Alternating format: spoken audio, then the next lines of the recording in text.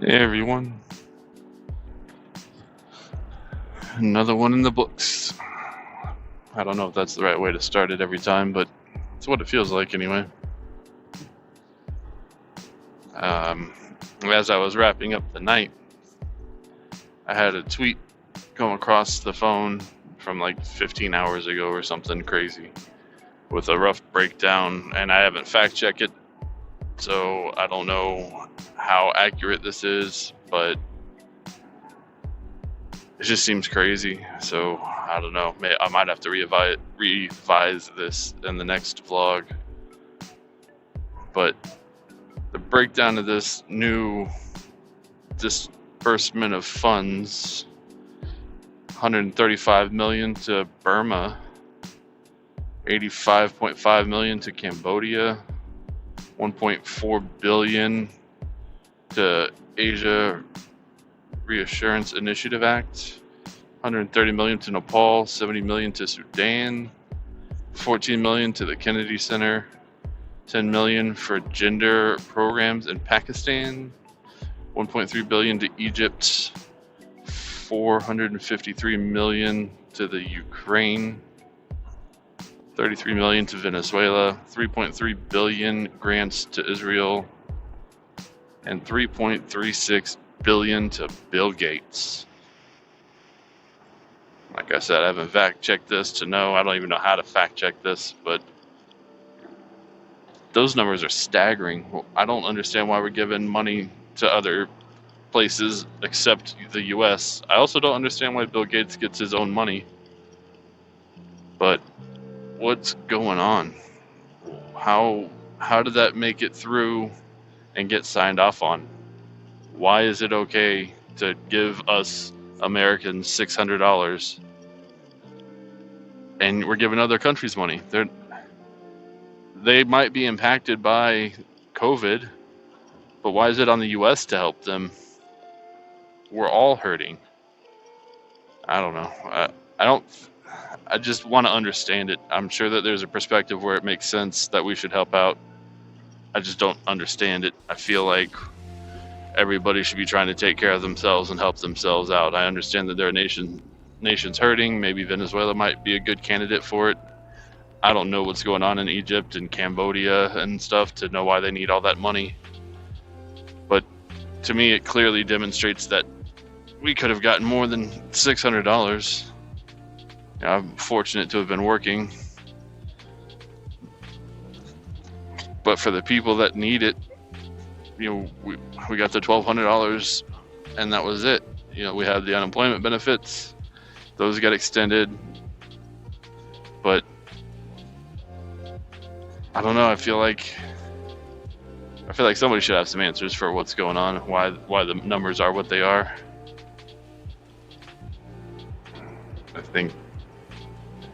I just think we should have been more focused on the US. I don't know, maybe other countries are sending us money or we're sending us money. I don't know. One of my coworkers thinks that it's all because of the Democrats beating up the Republicans and the Republicans didn't want to come across as weak. I don't understand why it's always them versus them. I mean, I understand that that's been the dynamic, that's been the narrative for the beginning of democracy here, but surely people should have been looking at this and going, why are we giving money to other people? Why are we giving 3.36 billion to Bill Gates? Does he not make enough? Is he struggling that bad that he needs $3 billion of our taxpayer money? I don't know.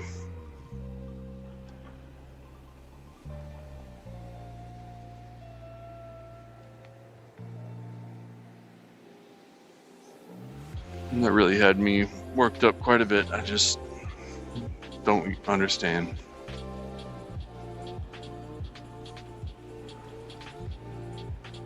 See if I can't get back to whatever else I was going to talk about. I looked into more affiliate marketing stuff. There's a whole bunch of information online about those programs and whatnot, and I started trying to break it down, because my biggest issue is it's never just as easy as sign up and then you make money or whatever. So I started trying to incrementally break these things down. I'm like, all right, if I wanted to do affiliate programs, the first thing I got to learn how to do is build a website, because I don't know how to build a website. And I know that you could do like Squarespace or something, but is that going to interact with this link page? Because that's basically what you have to do. You have to have a landing page to link to whatever it is that you're promoting. Everybody in affiliate marketing always talks about capturing email addresses, because then you can send them other products later on and yada yada yada. I don't know if I like that business model per se, but that's what these people are doing. Maybe I'll change my tune when I understand it. It is what it is. I've never liked getting spam emails, so I guess maybe I'm on the side of the consumer now, and I'm trying to be on the business side. But as a consumer, I hated all these continuous emails coming in. I sent you a link about this. Are you still interested in this? You should come back and try this. We've changed the prices, or all these emails bombarding you. Spam filters and stuff help for sure. And I eventually just created a junk email address. So whenever I wanted to look at whatever these people were offering, I would just put in the junk email address. Everything goes there. I never really check it. I just let it go.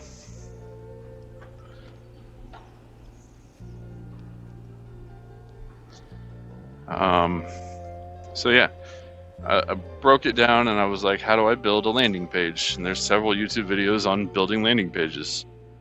And then I was like, okay, well, how do you find the right product for you to market?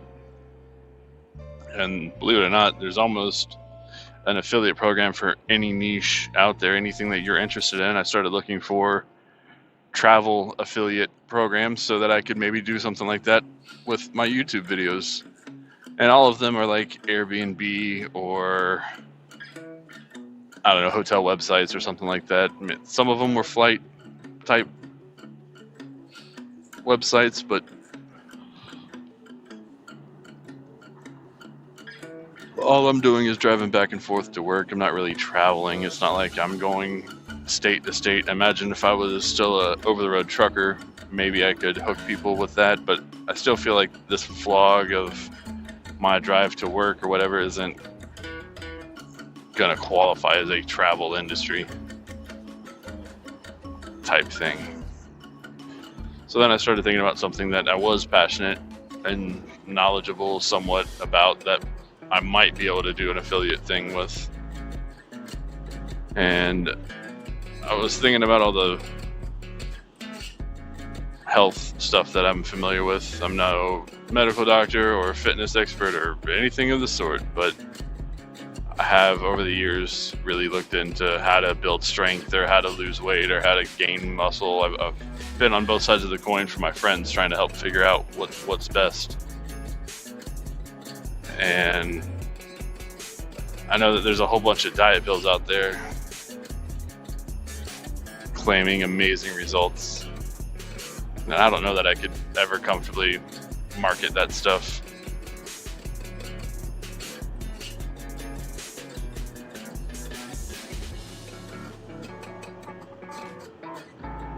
I looked back into, or I also looked into the unclaimed money thing, and found some states that don't require you to be lawyers or accountants or private investigators. Some of them don't have searchable databases, so that makes it hard to find clients.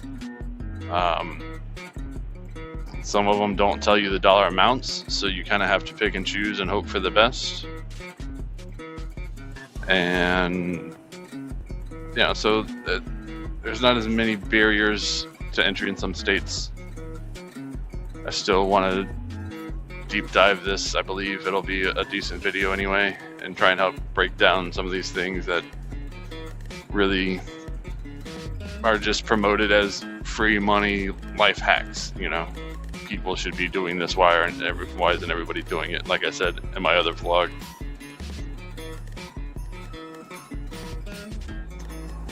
another thing that I wanted, that I came across or was thinking about with, in terms of Fiverr, with voiceovers. And my girl's from the UK. Sorry.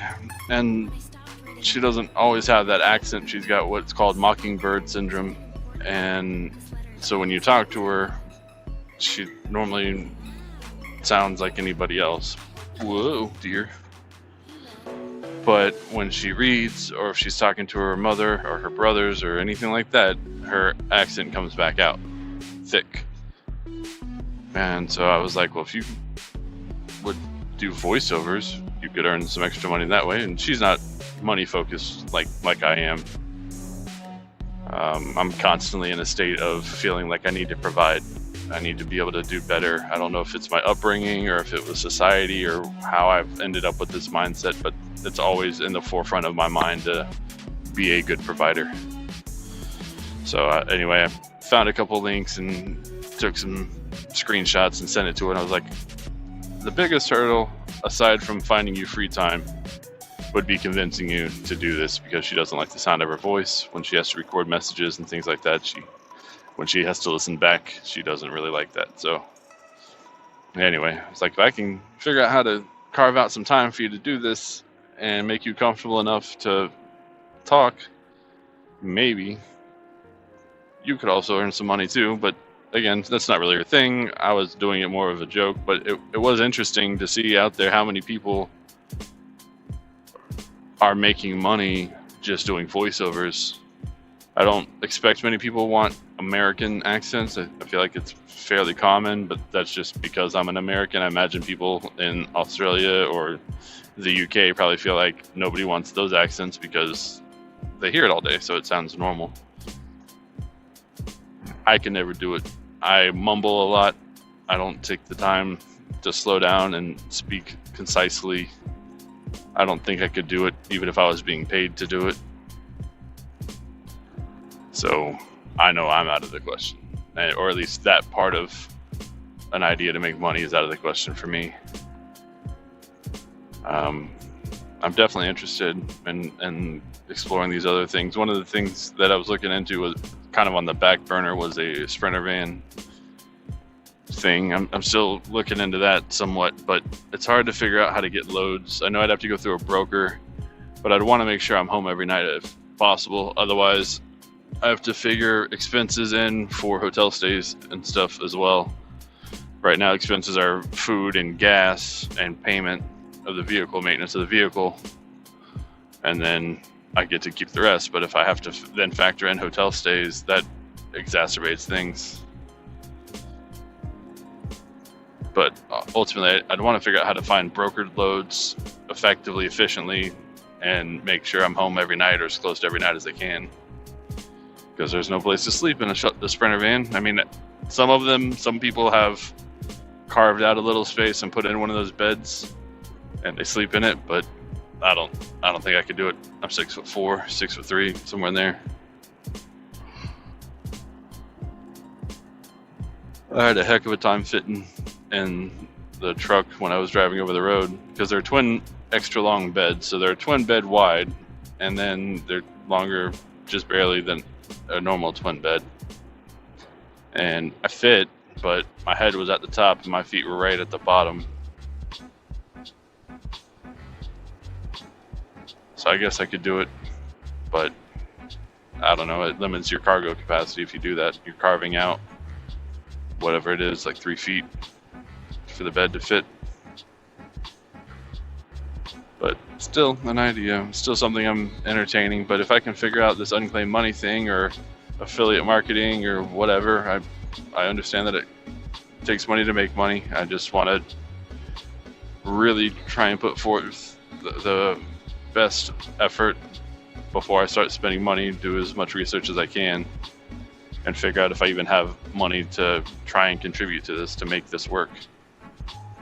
You know, I really want the stock market to work for me, but I also read an article today that just blew my mind. The New York Stock Exchange is going to allow direct-to-market posting. They're basically they're kicking Wall Street out, or at least the investment bankers and stuff that evaluate companies and give fair credit ratings and fair property or fair business evaluations to determine what their capital is worth, so that you're not paying too much for a stock. It's basically cutting all that out and just letting them post straight to the market with whatever they think is the value of the company, whatever they think their shares are worth. So it's turned the stock market effectively into a GoFundMe. And I don't know how I feel about that. Like, there are certain securities and protections provided having professional institutions evaluate companies fairly, equally, in theory. I know nothing's perfect, but I feel like it gives you a little bit more confidence that the shares are what they're valued at. But taking direct to market cuts out that payment to those banking industries that do evaluations. It allows them to just post it. It blows my mind. I mean, I'm excited. Hopefully more companies will go public because they don't have to pay these fees. But it makes me really nervous because a company might not be worth what they're going after. You know, it's, like I said, it's turned it into a method of crowdfunding. So I don't know. Guess we'll wait and see if this turns into a great idea or a giant dumpster fire. Spotify was one of the first companies to do the direct-to-marketing thing back in, I think, 2016 or 2018. I'm not 100%. And it worked out. Spotify is a great company. They're doing really well. They're getting all these podcast deals. Joe Rogan got like $100 million. So, I mean, it's definitely possible to have companies come on and be fantastic. But I think it's equally, and if not more likely, to have companies come on and be trash and investors lose out hard, and then they cry for regulations that were already in place that people wanted to get rid of, and now we're stuck with what we're stuck with. So who knows? I'm very curious and very intrigued as to how this will play out.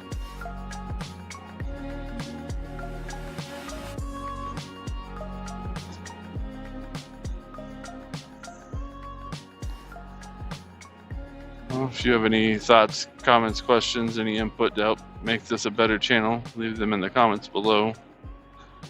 If you have any opinions on stuff I've talked about, also leave them in the comments below. If you like the video, click the like button. If you're interested in seeing what else I have going on in my life, please click subscribe so you'll be notified of my new videos. Thanks for joining me, guys. Have a good day.